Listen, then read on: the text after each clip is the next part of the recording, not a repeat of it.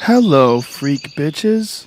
So when you look at that as a comedian, it's like, wow, that was good for me, and that was good for me in a certain way. Of first of all, it's great jokes.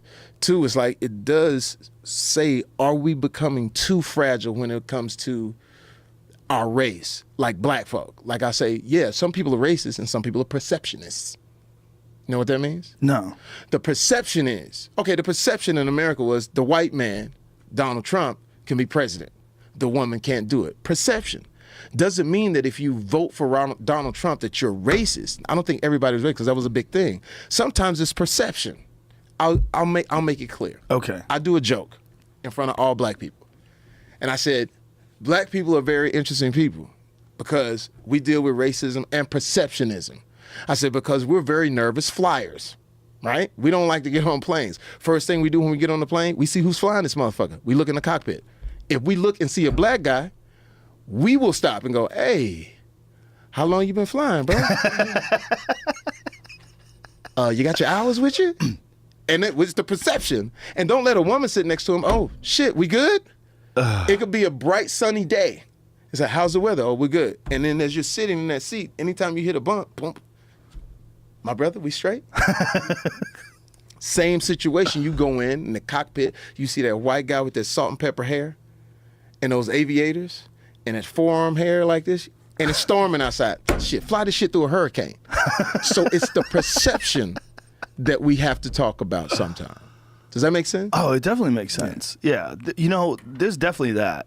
Like the Donald Trump thing's funny. You know who said it best? Alonzo Bowden. You know Alonzo? No, who's that? Funny comedian. Yeah.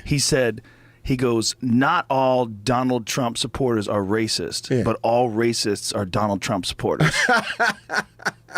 He definitely awakened that side.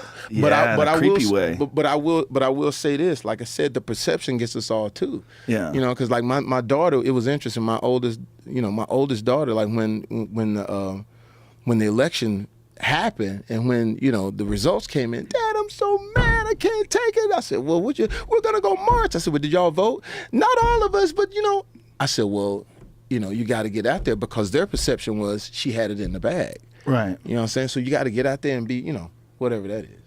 Yeah, whatever that is indeed. This is weird times for everybody. Because I think social media is allowing people to express themselves. Yeah. And everybody's expressed themselves. And people are forming groups.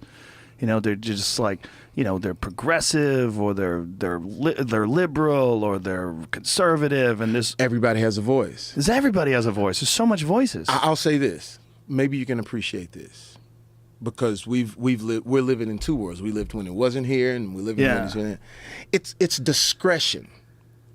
Social media allows you not to have discretion. You're able to go in and type whatever you want to say, and that's what we pay attention to. Discretion is this: we're sitting at the dinner table, and I said something that you didn't like, but the discretion was I'll address that later, right? So. Now that you don't have any discretion, anybody's voice can be heard. Not everybody, how do you say it? Not everybody has a point that we should hook all of our wagons to. Right. What I notice is that we will hook our wagons to the most extreme point. And that may be only 2,500 people. Like when my homies would hit me and say, man, you hear what they saying, man, about so-and-so? I said, how many views did it get? 80,000 views. I said, it's 8 million people in Philly alone. Why are you just listening to those 80,000 people? So you sort of have to put balance in the way you sort of sift through it. Does that make sense? It does make sense, yeah. Well, the way I try to put it out to people, if you run into a room and there's 100 people in that room, what are the odds that one person is a fucking idiot? 100%. Right? Yeah. One person. Yeah. Almost every room of a random group of 100 people. Yeah. And I'm being very, very polite. Yeah. One person. That means... Probably a few. But let's go with one. 1 out of 100. So that means there's 3 million fucking idiots in this country. Right. Just straight idiots. Right. Non-fixable idiots. Yeah. Yeah. So if you're going to read comments, you're opening yourself up to that. If you're going to get your opinion swayed by people who just want to see if they can affect you. Yeah, just want to see if they can fuck with you. If they can touch you. Just see if they can change you, get you to change the way you're dressing. And or that's what I don't behaving. like. That's the part I don't like. So I tell all of my artists and all my friends, don't change, don't read it, because what happens is everybody starts coloring inside the lines, and now nobody's dangerous anymore.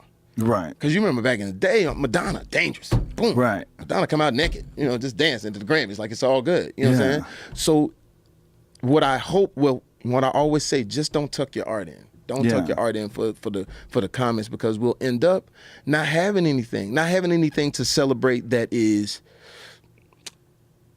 good, like having something to celebrate. Somebody did a song that was dope, or a movie that was dope, or got outside the box, as opposed to what we love celebrating, which is the crazy shit. You know what I mean?